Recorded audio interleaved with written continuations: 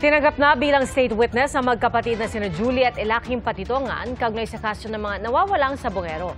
Sa resolusyon ng DOJ, binasura naman ang reklamo laban kay Gretchen Barreto at 10 iba pa.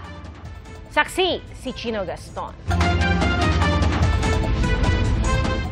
Halos 5 taon matapos unang maipaulat ang tungkol sa mga nawawalang sabongero, ito na raw ang pinakabalayong narating ng kaso.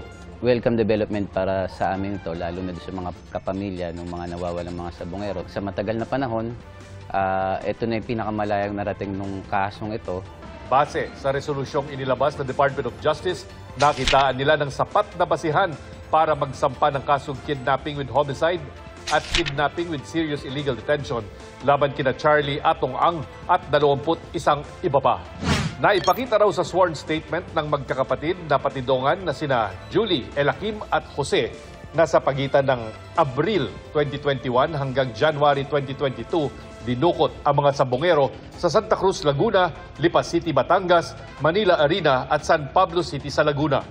Binanggit din sa resolusyon ang ilang eyewitness accounts na pagtatapon umano sa mga katawan ng mga sabongero sa Taal Lake.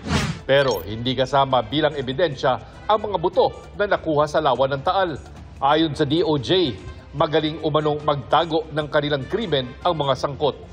Ang reklamo naman laban sa aktres na si Gretchen Barreto at 10 pang miyembro ng tinatawag na Pitmaster Alpha Group, ibinasura ng DOJ Panel of Prosecutors. Base sa resolusyon, espekulasyon at wala raw sapat na ebidensya laban sa kanila.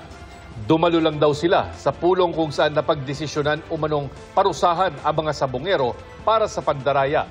Batay na rin daw sa testimonya na magkakapatid na Patidongan. Sa pamamagitan ng kanyang abogado, nagpasalamat si Barreto sa mga sumuporta sa kanya.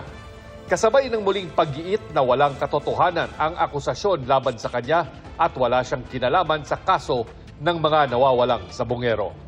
Hindi rin kakasuhan sina retired Police Lieutenant General Jonel Estomo na dating hepe ng National Capital Region Police Office at Police Colonel Jacinto Malinaw Jr. Dismiss na rin ang lahat na reklamo laban kina Julie at Elakim na natanggap na bilang state witness ng Witness Protection Program. Ayon sa abogado ni Ang, dismayado pero mahinahon na tinanggap ng negosyante ang resolusyon. Hindi raw patas ang resolusyon ng DOJ dahil may mga affidavit daw at mga ebidensya mula sa kanila na tila hindi raw naisama. Doon ho sa mga ebidensya namin, halimbawa, may 10 affidavit po na yung mga testigo namin na nakafile sa CIDG. Ngunit yun ho 10 affidavit na yun na hindi na naidulog sa DOJ at dito mismo sa resolution, hindi man lang nabanggit yung 10 affidavit na po ninyo. Nasa Pilipinas lang daw si Ang at maghahain sila ng motion for reconsideration. Hindi naman kasama sa kakasuhan ang mga anak at iba pang kaanak ni Ang na nadawit din. Ayon sa Malacanang, naging mapanuri at maingat ang proseso ng pagbuo ng kaso alinsunod sa kautusan ni Pangulong Marcos. Ang nais naman lagi ng Pangulo ay dapat kung magsasampa ng kaso, ito'y naaayon sa ebidensya. Hindi madalian. Natutuwa raw ang pamilya ng mga nawawalang sabongero sa pag-usad ng kaso. Pero marami sa kanila ang naniniwalang nagsisimula pa lang ang laban. Ayon sa grupong Justice for Missing Sabongero Network na tumulong sa mga pamilya, hindi pa tapos ang laban hanggat wala pang hatol at hindi pa napapanagot ang lahat ng sangkot.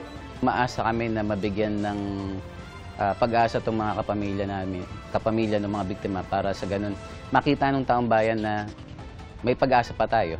Para sa GMA Integrated News, ako si Chino Gaston, ang inyong saksi. Mga kapuso, maging una sa saksi. Mag-subscribe sa GMA Integrated News sa YouTube para sa iba't ibang balita.